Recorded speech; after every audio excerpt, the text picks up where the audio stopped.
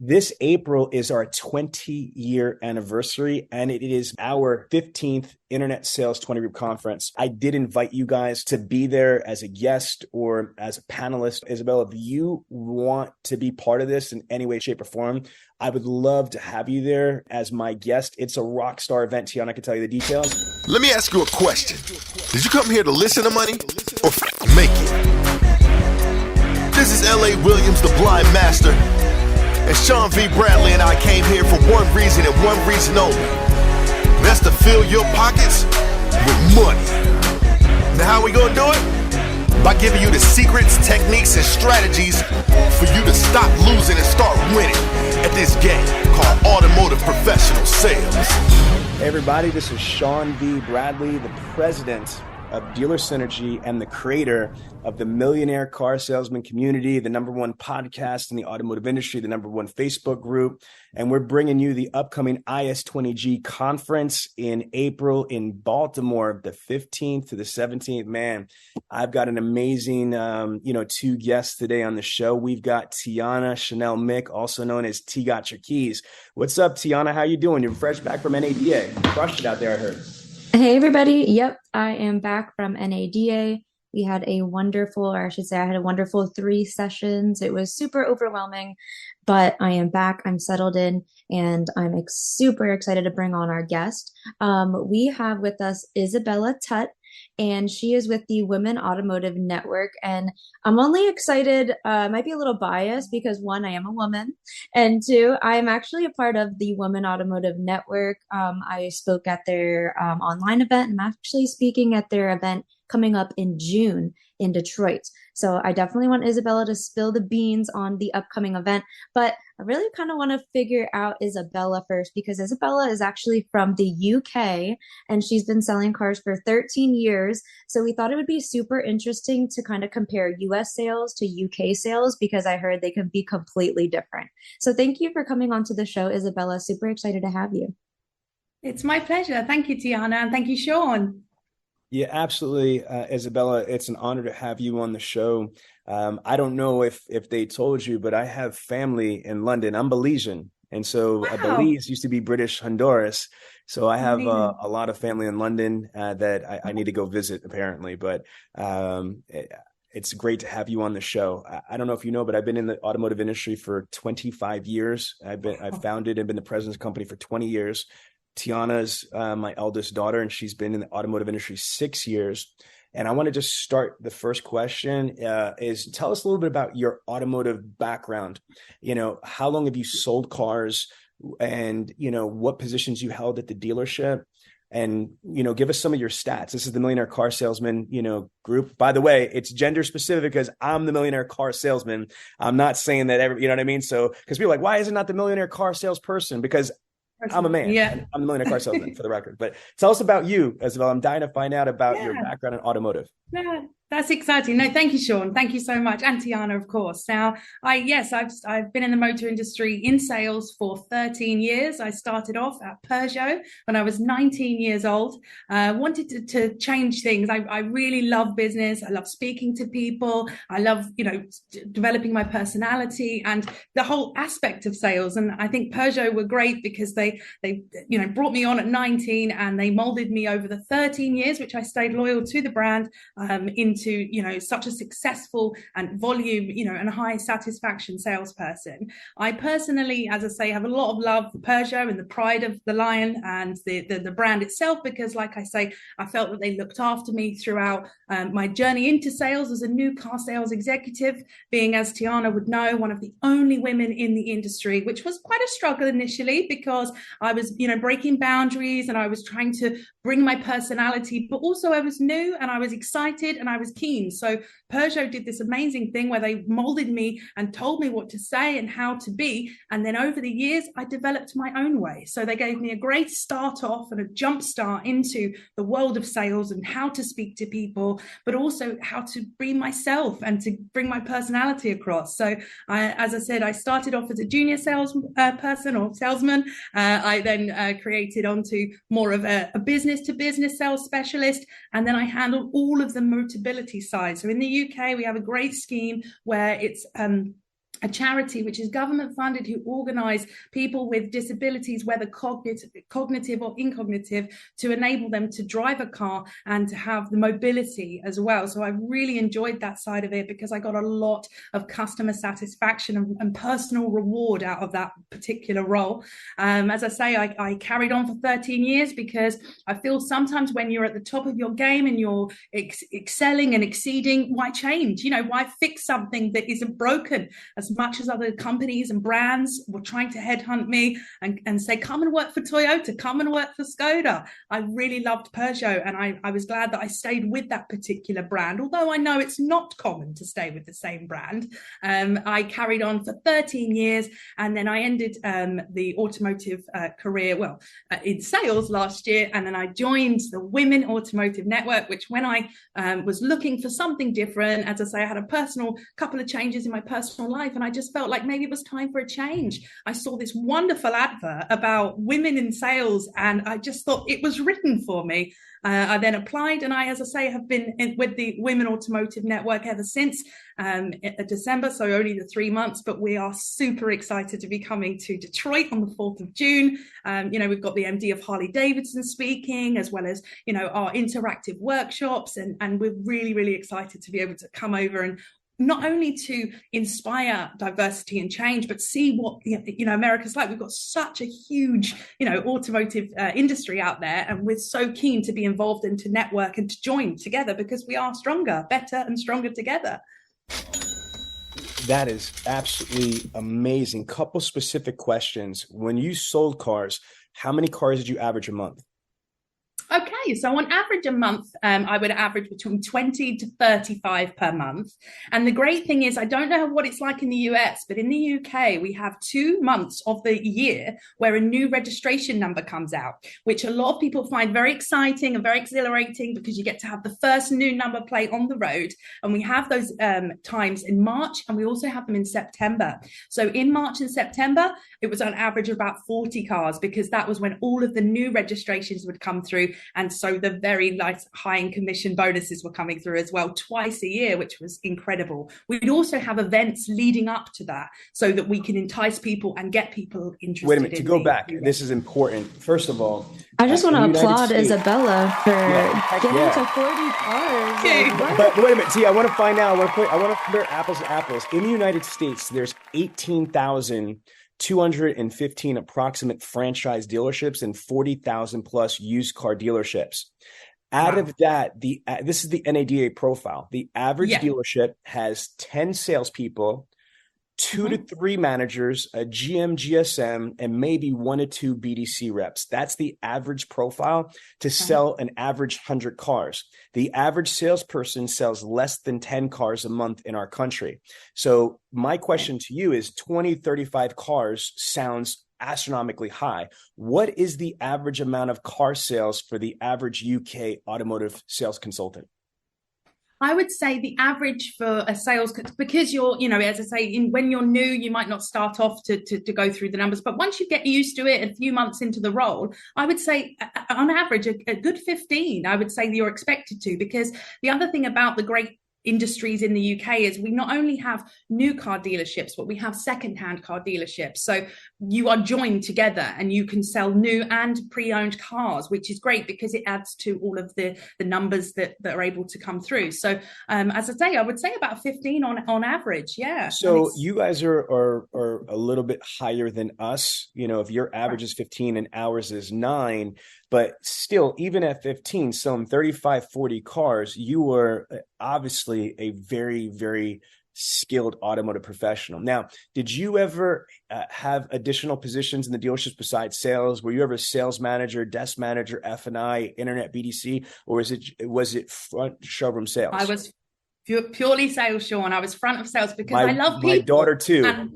And I love being involved with people. And as much as the manager positions were available for me, I felt that it would take me away from what I love and my passion, which is talking to people and, qualifying them correctly. But not only that, but I know it's very cliche, but I used to say it quite a lot. I'm here to put dreams on driveways. Okay. I want to give that real buzz of somebody driving away their car and saying, thank you so much, Isabella. That was such a wonderful experience. And another thing about it, Sean, I found was that a lot of people, which I loved it when they said it, they would say, I wasn't your typical car salesperson.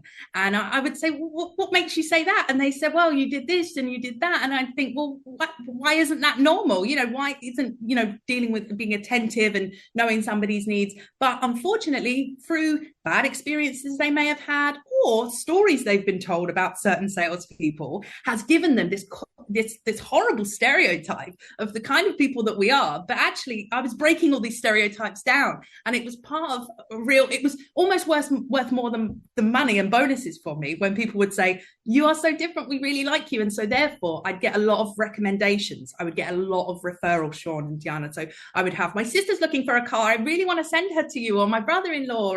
And so that was a real staple to, after about 2 years of being in my career, I got a lot of renewal customers, which I think is one of the key things. If you're looking to create a longevity in your sales journey, as much as you want to deal with the incoming inquiries and be great with everybody, retention and referrals are one of your best forms of sales, because in a year's or 2 years time, if somebody's coming to a contract hire agreement end, you can very, very easily close that sale. Maybe even not face to face. You could send them an email, or you can reach out because you've got a great relationship, and they may say, oh, I would like a red one this time, or I want this. So you would just be able to really tailor it to that particular person's needs.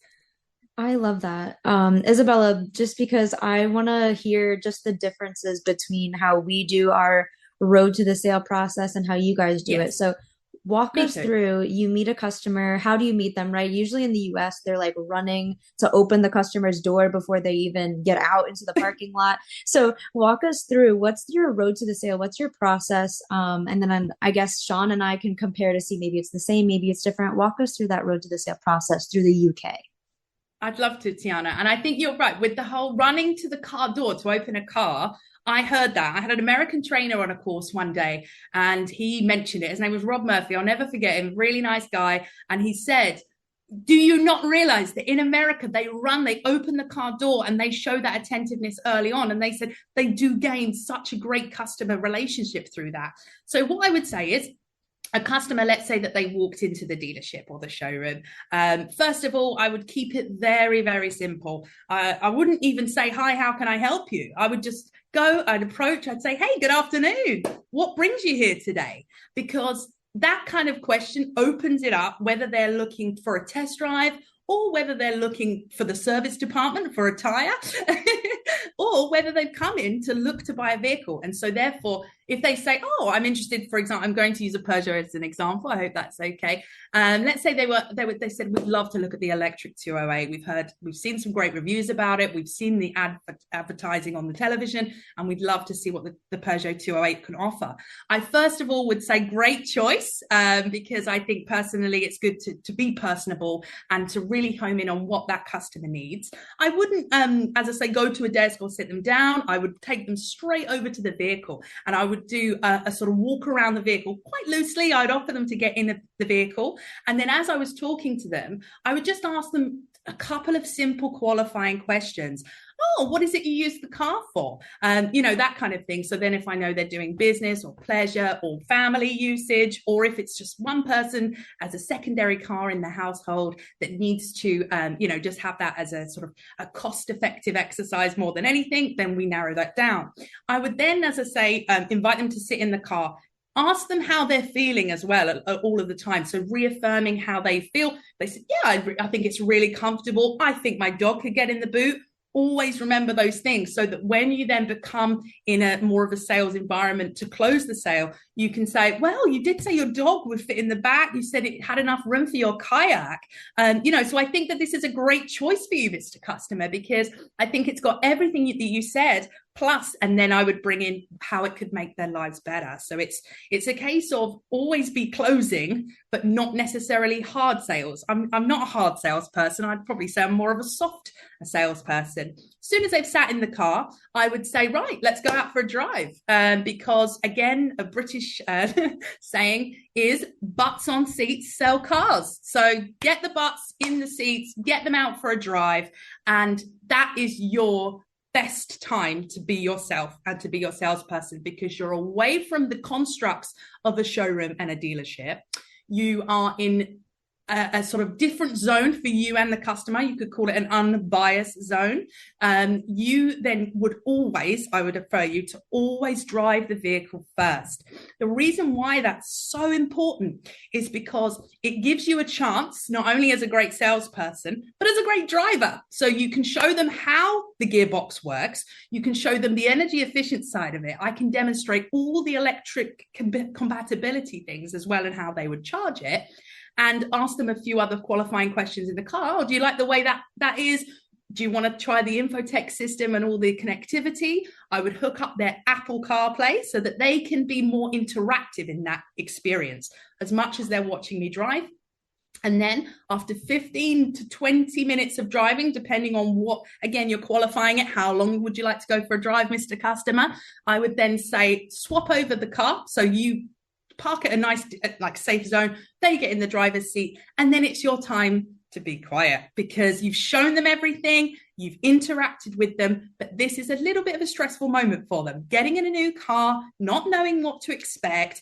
They may stall it, which is quite, I think that's always a bit of a nice thing to happen, because it breaks the energy, it takes the edge off of a little bit and things. And I used to sometimes purposely stall the car myself, just to try and make them a bit more at ease, to show that everybody does it and we're all human beings.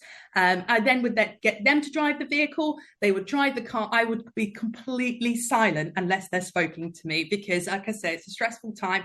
And then as soon as we drive back into the dealership, they're a little bit more comfortable. I'd ask them to park the car in whichever position I would have ready for them to drive back into the dealership nice and easily. And then as we're sat down, I would ask the first closing question. I would say, okay, you liked the drive, you knew it would fit your kayak in and your dog will be comfortable. If we can get the figures to where they need to be, Mr. Customer, would you be happy to go ahead today? And that's a really nice, gentle close, but it is quite hard because they're in the car, they're looking around thinking, I love it, I'm really happy, I love the way my Apple Connect goes and everything. And so therefore, I think that's when you get the commitment. As soon as you've got that commitment, let's say they say, yeah, I think it's great. And like I say, you may not have even spoken about figures just yet. You then can go into the dealership, talk about what kind of packages that you can offer as a dealership, whether it's a finance agreement, whether it's a particular price on the car. And then you would clarify that sale by saying, okay, are you happy to go ahead? Because you've already given that nice, gentle, but quite firm close in the car. So I think that would be a nice way of, showing you our sales process without too much. Of course, when you're back at the desk, Tianna, you would go in and out of the manager's office and say to the manager, this is what the customer expects. This is the car I think would be great for them. And I need you to help me to give them that package. I would then present the package. Of course, if the customer would be happy to go away, that would be great. And I would count it as a sale. Let's say there's a little bit of a negotiation. The customer says, actually, I'm not sure if I can afford this, or I'm not sure if it's the right car, or that typical saying, I need to think about it. And that's fine. I would say, great, I'd agree with them. I'd say you do need to think about it, or you do need to think about the costs. But at that point, again, you've got a nice closing question that's presented to you, which is, okay, I understand that, and I understand the price implication, or let's say it's about the car. Okay, well, if that is the only thing that is standing in the way of you confirming it today, Mr. Customer, what if I could overcome that? I'm not saying I can, but if I could overcome that particular objection, would you be happy to go ahead? And most of the time, people would say, well, if it's about the price, then yeah, because I'm happy to go ahead based on that.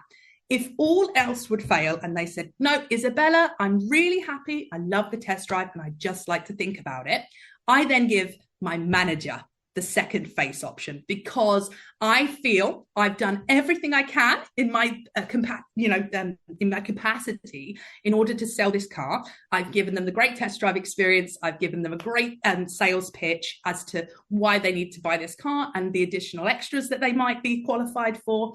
And I would say to my manager, I think it's time now. And so that moment, he would get up, he would come out of his office, and he would introduce himself and say, "Hi, I'm Brett. It's lovely to meet you. I really love, that Isabella's looked after you today. And I just would like to sit down and have a couple of minutes with you." At that point, it's up to the salesperson whether they walk away or stay.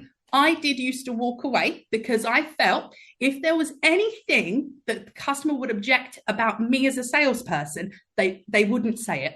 So if I walk away and they said something about me, my manager has that opportunity to overcome it. And it gives them a little bit more of a personable experience. You've not got two salesmen, hanging over you or standing there. You've just got one person who just wants to have a chat about your experience today. And then, as I say, ideally, he would then close the sale, which 9 times out of 10, it would close the sale. After these messages, we'll be right back. Do you know that dealers are still suffering from inventory, from lack of inventory? I mean, again, the manufacturers are still not where they used to be with their new car inventory, which is putting a heavy strain on used car inventory.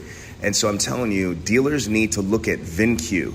VinQ by far is the absolute best software and technology provider when it comes to acquisition, trade-in, used car inventory, used car pricing. We call it the V-Auto killer. So folks, if you are looking to have the absolute best inventory software specifically for acquisition purposes, for pricing purposes, for so much more, just check out VinQ. As a matter of fact, VinQ is going to be a featured speaker and their sponsor for the upcoming Internet Sales 20 Group 15 in beautiful Baltimore, April 15th to the 17th. I'm going to say, before we even unpack any of that, you are phenomenal communicator. I'm in the National Speakers Association in the United States. I'm a global speaker. I'm in the highest levels in the United States for speaking. I'm part of the $1 Million Speakers Group, as I'm telling you. I'm around best-selling authors, New York Times best-selling authors, professional speakers, and I'm just watching you. You could be a news anchor. You know that, of course, right? I've always wanted to be a presenter. No, yeah. You have such articulation, communication. You have a great personality there, and that's what we need in sales. Whenever we've hired over 37,000 automotive professionals in the United States over the last 19 and a half years. And the number one thing that we look for when we try to hire an automotive professional, it's really simple. Do they have a personality? Can they be trained to be able to engage prospects, get people to like them, trust them, believe them, and most importantly, can they communicate? So as I'm watching you, I'm watching a high-level professional with a lot of experience go through this sales process on the fly, and it sounded amazing. All right, let me compare. Okay. Similar. In the United States, before I give you mine, I want to ask you a couple qualifying questions myself. Okay, what is the opinion in our country? Unfortunately, for many years, people thought of car salesmen as scumbags, as bottom feeders, as shady people that are going to just take your money. And what's the vibe? What is the public perception of automotive professionals in the UK? Yeah, I would say the same. I would say that they think that they are liars.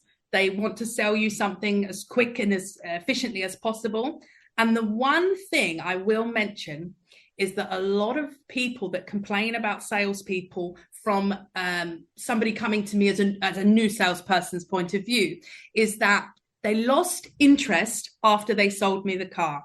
And that is probably one of the biggest things about, like I said, looking after people, keeping that relationship really strong. If you know when their birthday is, pop it in your calendar. What is stopping you from just wishing them a happy birthday and keeping that connection? Because a lot of people feel that once you sell them something, you're ignored. They don't care for you anymore because they have your money. Whereas I feel that I personally gave that, no, I'm in this for the long run. I'll see you in a year when you come in for your service, and that's the kind of relationship you want to build. So yes, Sean, I would say that they would definitely say arrogant, liars, people that want to take your money. And with we're on the same playing field. This is good. Scumbags. The reason why I'm asking is because before I go into my road to the sale or the ones that we practice here in the United States, it helps to hear that because even we are on similar trajectory as far as public perception. But what I always tell my students and my trainees and my clients is that, look, that was back in the day. Honestly, that was before online reputation, before Google reviews, Yelp reviews, before all the manufacturer surveys, before the pure transparency of the internet. And in my country, at least, I don't know what it's like in the UK, but I say to them, like, look, when was the last freaking time a car salesperson or a dealership was in an expose, or on a crime show? It's usually priests, I'm going there, or police in my country, way more than car salesmen. And the same, yeah. There you go. Corrupt police, yeah. So I just wanted to get that now. Okay, so for our road to the sale, it's similar. We call it UP. UP stands for unsold prospect. I don't know if you guys use the words. Do you guys use that UP at a dealership? We don't. So I'm oh my I'm God, take it is part of the jargon. Like if you like. They say it all the time. It's a floor up. It's a walk-in up. It's a phone up. It's an internet up. An up is an unsold prospect. It's just, that's what we call it. It is hardcore. I'm all over the United States, and Canada. We actually call it ups. So you usually up people, which is a verb. We usually up people on the lot or on the showroom. What my daughter was saying is that it's not a positive, it's a negative. When somebody goes to the car door, that's not positive. That's grimy scumbaggish, because what people feel is that there's these vultures that are on the point looking for their prey. And before they even get comfortable walking the dealership, they're like, what can I sell you? You know what I mean? And so that's not appropriate. So the proper way to engage a prospect is, you're watching the lot or you're watching the showroom. When you greet them, our greeting would be something like this. If I'm going to up Tianna, welcome to ABC Motors. My name is Sean. Are you here to see somebody in particular? The reason why we use that is because people skate each other all the time. Do you know what skate means? Skate, like roller skate?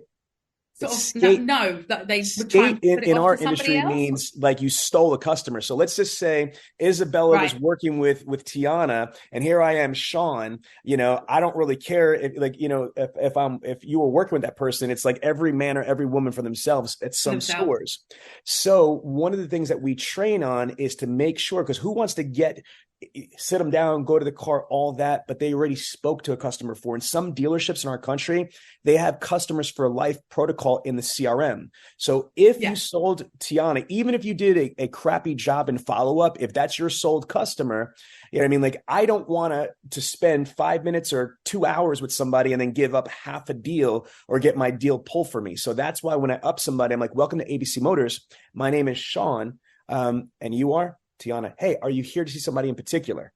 No. Okay. And then I could go in, what brings you to the dealership today? Or how can I be of service to you? Or what vehicle can provide you information? Now, step one, we call it the meet and greet. Okay. So after we greet them, we want to transition to qualifying the prospect. It's a little bit different than what you said. I do want to bring them to the desk first for two reasons. Okay. One, for showroom accountability, as a manager, productivity, I want to make sure my salespeople are, doing what they're supposed to do. I want to have situational control at the desk, and I'm not going to know that if my salesperson takes them onto the lot first or is there, because then again, if that prospect bugs out and leaves, we have a problem in our country that salespeople don't log the ups that they lose on the lot. You know what I mean? So if I don't make my salesperson sit down and log the up, scan the driver's list and all that stuff, then I don't know 100%. And most stores don't feel comfortable trusting their sales team to report all 100% of the accountability. The second thing is this. Time is money, I believe. Okay, time is money.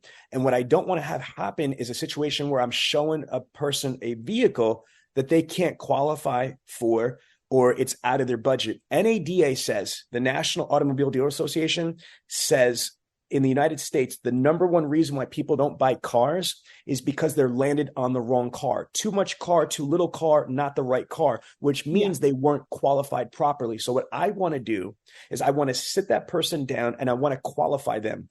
Sidebar, I could engage, because you're a high-level professional, like off this. I have one of the absolute best qualification sheets, needs assessments I've ever seen in 25 years. I spent a lot of time working on it. Tianna, send Isabella it. I want to get her opinion on it. I'd love to see it. Oh my gosh, absolutely. I'm proud of it. It's awesome. And she'll send it to you.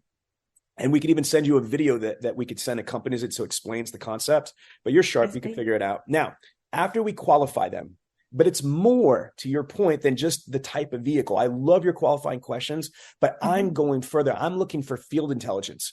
I'm looking, is this person with a kid, a family? Do they have a I love the Philadelphia Eagles hat on? I'm trying to gather as much field intelligence as I can, because even if I crush my presentation, NADA says in the United States, there's only a 20 to 25% closing ratio from a fresh up. Not an appointment, not an internet, not a phone, not a be-back, not a lease, a virgin walk-in that comes into your dealership. Walk-in, that's what we call it as well, a walk-in inquiry. Walk-in, it's only a 20 to 25% closing ratio. So what I'm really building is, I know that I'm going to try to sell them with all my heart and soul, but the probability is more realistic that it's going to be a be-back that I need to follow up with. So my one focus is gathering all the field intelligence, contact information. I love what you said when you said about birthday, but I'm going to raise you some. I want to find out birthday, anniversary, your spouse's information. If you've got a pet, I got a pet named Wonton, a pug. I want to know your pet's name. I want to know, things that are important to you, because I'm going to go back into my CRM and I'm going to spend 10, 15 minutes in my CRM tool, and I'm going to program all the stuff that I know about you. I might even go and do some legal stalking. I might go and take your phone number or your email address and drop it into Spokio.com, which what bail bondsmen and private detectives use to gather field intelligence. And I'm going to try to find, background information, contact information, secondary email addresses, cell phone numbers. And I want to be able to populate that information, because 100%, I want to be able to engage with you after you leave the dealership, not just the phone call, email, but I want to connect with you on Facebook, Instagram, TikTok, WhatsApp, whatever. Now, let's go back to the store. After I greet you, I qualify you. After I thoroughly qualified you, it's product selection. I identified the perfect vehicle for you. After product selection, then we go to features and benefits, walk around presentation. I have a unique way to do that. I'm going to focus first on what the most important things are. I don't just start in the front, the back, and the butterfly and all these weird things. Me, from 25 years experience, I want to make sure whatever the most important things I qualified, that's what I'm tackling first. I'm not going to just start like a walk around process because that's what the faculty showed me, or it's convenient, or this is how I always do it. No, because if, for example, the first thing that's important to them is safety, just for example, because they got a new baby. If I don't start with safety, if I go through this, that, and then when I finally get to safety, they might already be checked out or got to go or what have you. And I might not have given them the most important information. So I want to be able to try to build value as best as I can. Then I transition from the product presentation to the demonstration drive. Now, in our country, I'm going to be honest with you, COVID messed things up, but a lot of times I have to confess, a lot of people are lazy. They'll take a plate and stick it on the car and let the customer go without them. I think they're absolutely crazy in my country for doing that. 100% to your thing is I'm going to drive the car first, because what I'm going to do is I'm going to get in the car. I'm going to open up the passenger side. I'm going to say, get in, because they think that I'm just showing them the vehicle at first. I'm taking them with me, because that is going to reduce some of the objection. I don't want to go on a test drive. They don't have a choice, because I'm showing you the vehicle. Whoops, we're driving off the lot with it. Then I'm going to go maybe not 15 minutes, but maybe like, a mile or two. I'm going to pull over and I'm going to get out, but I'm going to let them know that so I don't scare the crap out of them. I'm going to, hey, I'm going to pull over here so you can drive. No, I'm going to do it. I got to do it. I'm going to pull over, let them drive. And then when we come back, and obviously we're going to have trial closes and conversation on the test drive. When we get back to the dealership, I pull them into the service lane, because now I'm going to do what's called a service walk. I want to build value in the service department, because they're going to spend way more time at the ownership experience, servicing the car, parts, cleaning the car, all that stuff, than they ever will spend buying the car. So I want to build value in our award-winning service department, explain to them about the overnight drop-off process, our amazing technicians, our service writers, yada, yada, yada, that type of stuff. Then I'm going to get back to my desk. Now, here's where it changes for my system, at least. It depends on the dealership's philosophy, culture, and the experience of the salesperson.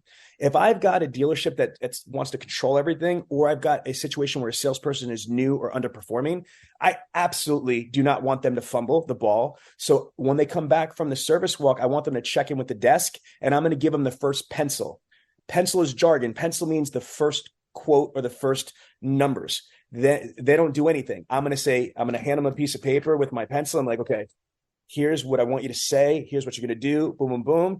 And if you gain the commitment, come back. If they push back, let me know. And then they'll come back to the desk, and either it's a spot or it's not. I could either give them a second pencil, or I could go in as a manager TO and present, the second option. That's scenario one. Scenario two is that if the dealership trusts the people, their experience, they're more veterans, then what I would say is then the salesperson could come back and be able to gain the commitment, close the deal up, and then go to the desk, get their blessing, and go from there. After the car is, agreed upon, then they're going to sit down, they're going to go through all the paperwork. And after they get through the paperwork, it's going to get put into finance. One of the most important aspects of selling the car to me, again, I want to emphasize this, is that I respect the statistical odds, that the probability of me selling every single person that walks in the dealership is not realistic. It's not probable. Possible, but not probable. So what I want to do is I want to make the best effort to give the most amazing, road to the sale experience. Qualifying the prospect, identifying wants, wishes, expectations, meeting them, and then exceeding them by articulating what is different and better about our dealership, what is different and better about this brand of vehicle you're looking for, and what is different and better about me as your salesperson. What am I willing to do to earn your business and perpetuate that relationship going forward? Because I don't want to just have you. I want to be able to have your friends, your family, and have you for life. The manufacturers have a number in the United States. I don't know what it is in the UK, but it's got to be similar because they're manufacturers. The cost of a lost opportunity off of the lifetime of a prospect is anywhere from $350,000 to $500,000. So that's what the manufacturer says. That's what Toyota says. That's what Ford says, what Chevy says. They're saying if you get a prospect, if Tianna bought a car, she is 24 years old. If she turns around and defects and leaves your dealership and leaves Toyota and goes to Honda, you have lost effectively $350,000 to $500,000 in potential business in all the future car sales, referrals, service, maintenance, parts, accessories, all that stuff. So for us, it is imperative, in my view, to not just be prepared to sell that car right then and there, but just in case, I have all of the field intelligence that I possibly can in my CRM, so I could have a thorough follow-up engagement process. What do you think? It's making you a cut above the rest, and it's also making you completely different to anybody else that they've met that day or that weekend. You find that they'll go home and they'll discuss whatever it is if they haven't bought the vehicle, and they'll say, oh, but Sean did this and Sean did that, and all of a sudden, just through you being like personable and really that attentive, and like you say, introducing them to the service and maintenance department, and also not only that, but you're creating this beautiful picture of your dealership and why it's so important for them to come to not only you, but the place in which you work, to have your maintenance and that dealership, which is, like you say, you're a cut above the rest. And by proving that in their experience, you haven't, like you say, you haven't gone hard sale, you haven't lost that, sort of lost enthusiasm if they might not be buying a car that day, but you've created a wonderful experience for them to say, but he did this. And that, I think, is makes you different. And it made me personally different as well. And Tianna, someone like Tianna, who is just absolute, inspiration. Thank you, Isabella. I was actually going to ask you, do you do anything different, or do you have any ideas for the things that either you specifically have done in the sales process to make yourself stand out, or something that maybe like your dealership has done to kind of like that program that you mentioned in the beginning? I love that. Anything that you do specifically and your dealership? After these messages, we'll be right back. Dealers, GMs, automotive professionals, video is by far the most powerful medium. I'm going to repeat that. Video is the most powerful medium. I mean, video email, video text messages, etc. As a matter of fact, Google prefers video more than anything else. It's the highest piece of algorithm content there is on search engines. Human beings prefer video more than reading, writing, talking, texting. So you should be doing video at your dealership, and the absolute best company to help you with your video strategies is Co-Video. I mean, their name has got the word video in it, Co-Video. So you better get some Co-Video. And as a matter of fact, you can see Co-Video at the upcoming Internet Sales 20 Group 15 conference, April 15th to the 17th in beautiful downtown Baltimore. That's right, Co-Video is going to be speaking and sponsoring again. So automotive professionals, if you want to upgrade your video capabilities, look into, invest into co-video? I would say it's all personal. I mean, it depends. Because I was at the same dealership, although I was there, I was the longest running member of staff. So I think that also does represent that people do change industries and they move and they come and go. But I think, like Sean has mentioned and I mentioned before, making it a personable experience, finding out what their dog's name is. I have a bull terrier called Buddy. If somebody mentioned him, I would buy whatever they're selling. And it's funny because I'm not into buying a lot of things. I'm quite, I don't like to spend too much money or I'm not materialistic. But if they mention him, they're in. The rest is history, because it gives you that real personal experience. And like I said, Tianna, it's just about keeping customers satisfied. I got a lot of really great reviews. I got paid for the reviews, but I would just ring somebody a couple of weeks after the car and after they picked up the car, the handover, and I'd say, "Hey, how are you getting on? Are you enjoying your vehicle?" They say, "Yeah, I'm brilliant." I'd say, "Okay, you're going to get a survey come through. I'd really appreciate it if you could, answer that and be as honest as you can." And when you say that, they feel as though because you've given them a great experience, there is no reason for you to get, a bad review. Now, let's say there was a hiccup. Let's say the car was 2 months later than you anticipated.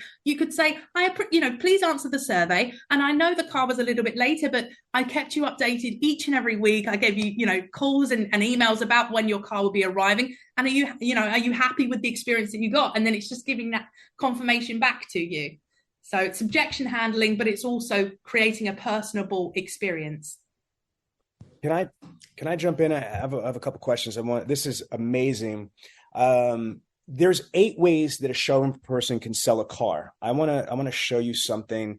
This is software that I've developed over the years. There's no CRM in the United States or the world that I've seen that can do this.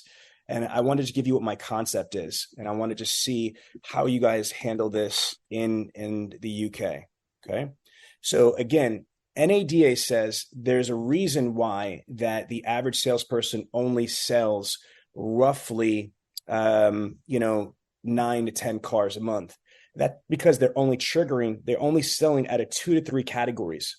I believe that there's 8 categories. I've never heard anybody in the entire automotive industry in the United States talk about these. I'm the only person that's done this before at this level. And there's no CRM that can track what I'm showing you right here. You've got walk-in spots. You've got B-backs. You got phone ups. You've got internet ups. You got service ups. You got previous customers or orphan owners. You got referrals, and you got the lost art of prospecting. So understand that as a salesperson, when I come into work, I have 8 major ways that I could engage an opportunity and sell a car. Now, what you're looking at here is we are halfway through April, but let's say if I'm trying to project for March, before I worry about how many cars I'm going to sell from leads I get in March, what I want to know is on March 1st, how many carryover leads do I have as a salesperson? Most salespeople in the United States have a piss poor reality when it comes to handling carryover stuff. It's like open up a bottle or a drink, drinking a sip or 2, putting it back in the refrigerator and getting another drink. Open up another bottle, taking 2 sips, putting it back. We never finish what we start. So in this example, this is just a hypothetical. This salesperson is going to start March 1st with 80 carryover leads from these areas. So watch this. What I'm going to do, how do you project and forecast? This is how I do it. First, I'm going to start with on March 1st, how many carryover leads am I going to start with? Before I take one fresh opportunity, one fresh prospect in March, I know that I have 80 carryover leads that are 90 days or less old. So, this is going to be from February, from January, hell, maybe even from December, internet leads, phone ups, referrals, whatever. But I know on March 1st, I have 80 carryover leads. Well, how many of those carryover leads should I convert? Well, modestly 9. Okay, now I benchmark that. Now, out of my fresh opportunities, I reverse engineer. How many walk-in spots, meaning they're going to sell the second they come in on the spot? How many B-backs within the month? How many phone ups that month? How many internet that month? How many service? How many previous or orphaned? How many referrals? How many prospecting? Well, I'm thinking I'm going to sell 21 cars from my fresh opportunities. Well, how many leads am I going to need to sell that? Well, I'm going to need 182 from there. So then watch, this column is carryover opportunities, carryover projection.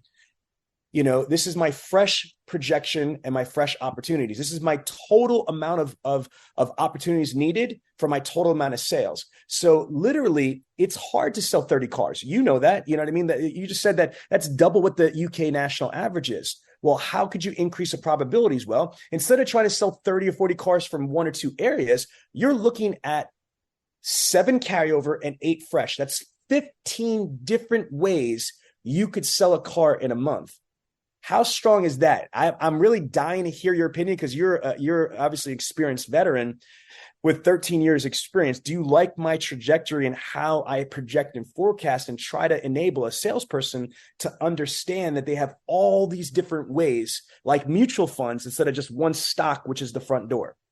Yeah, I think it is. I think it's such a great way to not only that, but to make it less daunting, because it's broken down into those great categories. And funnily enough, we used to call that a be back bus. So we'd say they're on the be back bus because everybody's got tickets to come. Oh, we'll be back. And it's so brilliant and interesting that you guys use the term be back too, that we would say, oh, they've got it on the be back bus ticket. But it's the fact as well that not only have you got new sales coming in, but you've got such a great in with those people. Not only are you ringing them about a recent service, or you're saying, oh, you came for a test drive a couple of weeks ago, but it's managing your diary, and it is managing your CRM, which I personally think is a big key to it as well. I'm an organized person and I'm very proactive, and I do try every day to go through the contacts and everything. And I found that I didn't have a diary where we had overdues. We had a manager at one point who I think was great because he was very strict. He wouldn't let you go home if you had overdue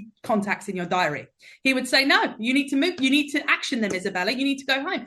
You can't go home until you have done that. And although I know that sounds very strict and it sounds very school-like, I loved it, and it got me in line straight away. And every day after that, I would never had a late night out of the dealership because my contacts were all, in line. And I found that if I contacted everybody on a Friday, I call it Friday follow-ups, which is all the cars that I'm waiting for, let's say 100 cars on order, I would let them know your car's in the factory, your car's being built today, your car's here. So I would have that really nice integral part of the relationship, so that when I'm dealing with customers on a day-to-day basis and I'm trying to sell, I haven't got a customer ringing on line 4 asking when his car's going to be built, because I spoke to him last week. He knows it's getting built on the 4th. So it's really, like you say, Sean, it's all about managing your CRM, and that is definitely by far the clearest and most precise type of CRM. Most CRMs, you look at it, there's colors, there's this and that, and it is confusing for your average salesperson, because it's daunting as well, more than anything. So I think that's clear,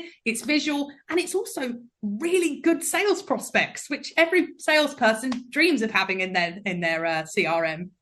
Exactly. I know.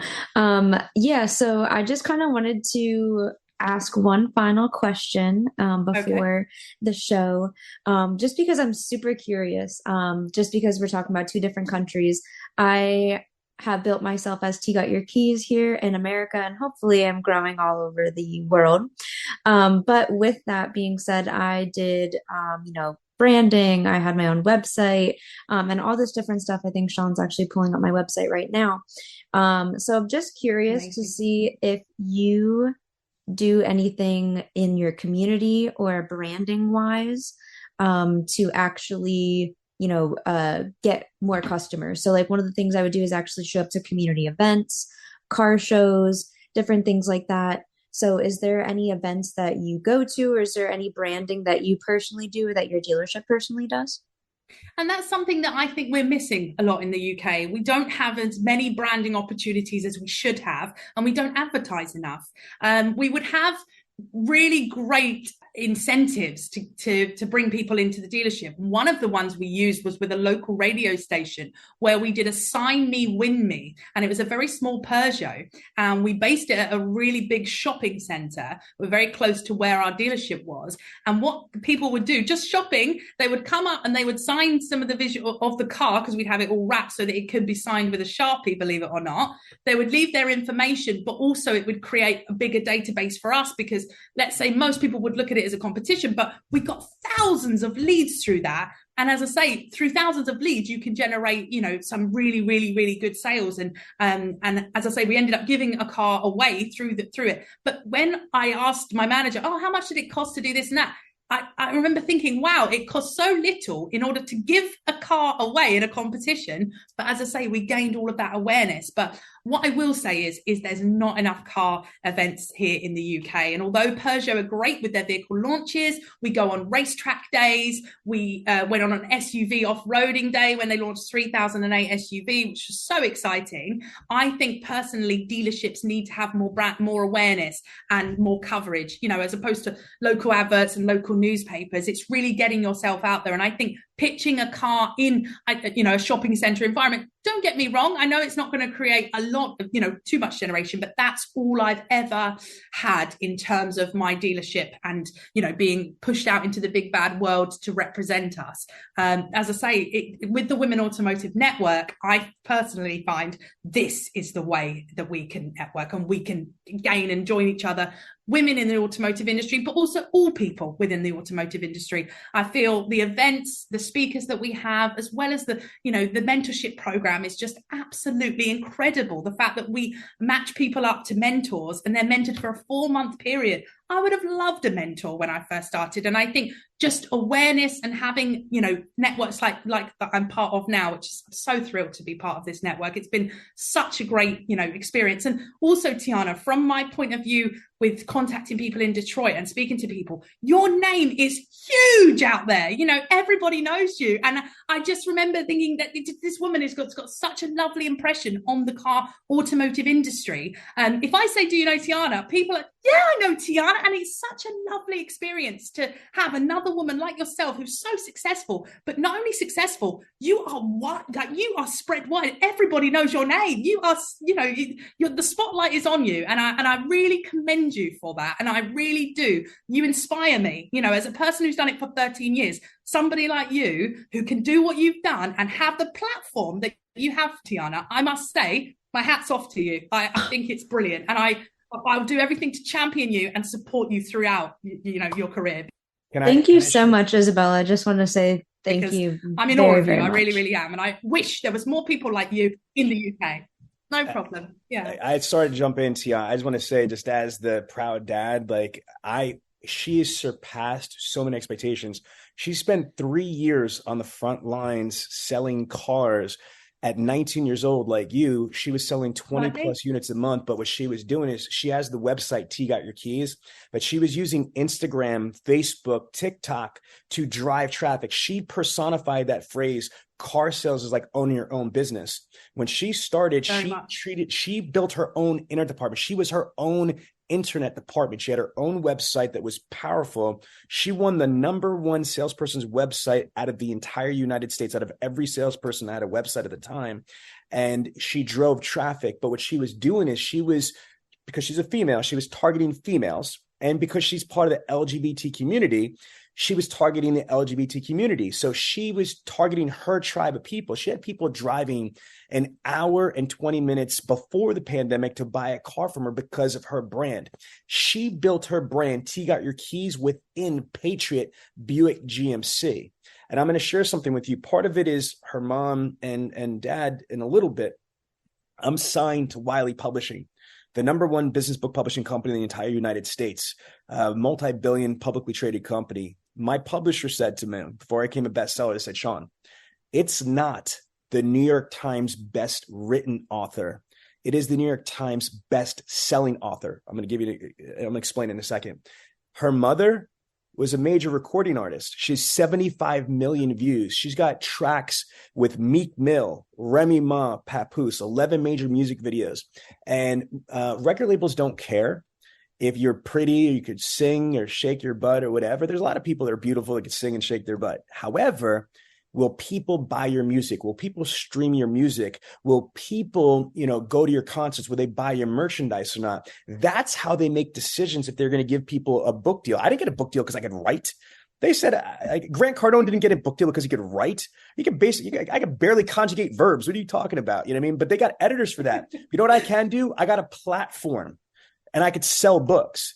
My wife could, got people, she got a platform that could sell. So here's the thing that we taught Tianna, but she took it to a whole nother level, is that she built an audience and she got one video. One video has 2.5 million organic views on her TikTok. She spotted 10 cars. 1, 2, 3, 4, 5, 6, 7, 8, 9, 10 cars off of one free TikTok video. And so the idea is that I love that she's on our team now at Dealer Synergy, is that she's helping automotive professionals, especially women, dealerships, understand that if you want to be relevant in 2024 and beyond, you can't wait for the magic up bus. You can't wait for people to come into the dealership or call the dealership. There's no reason to. You can control your own destiny. You could make as much money as you can earn.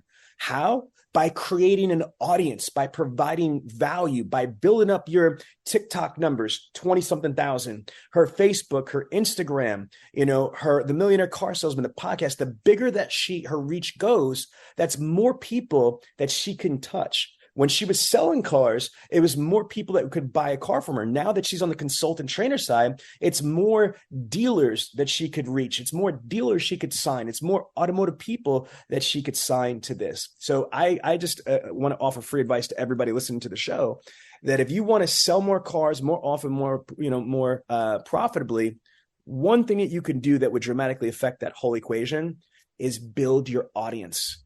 Build your audience, become a local celebrity, become a local influencer in your local community. Start with your tribes, your communities, your people that you consider your people, and then branch out there. So what is your opinion on what I just said? And does that resonate even in the UK?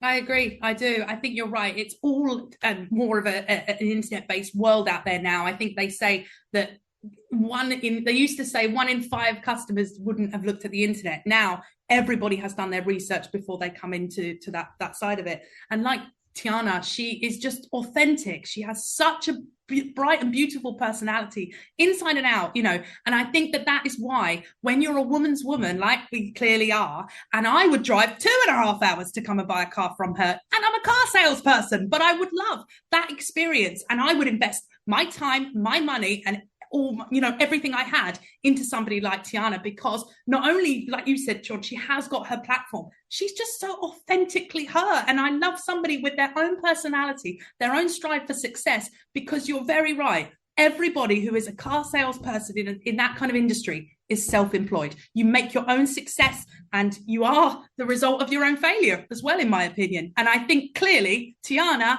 the way that she has blossomed in this world, like you say, she has gone, and completely excelled all expectations. I'm not surprised because of the kind of person that she is. And like you say, it's being a woman's woman and creating this wonderful growth of power and diversity and inclusion that is making her more and more successful. And I champion her. And if I can do anything that would help you and light a fire to show how much you can clearly burn such a bright light, Tianna, I would, because I'd love to have worked with somebody like you myself. It would have been an absolute pleasure.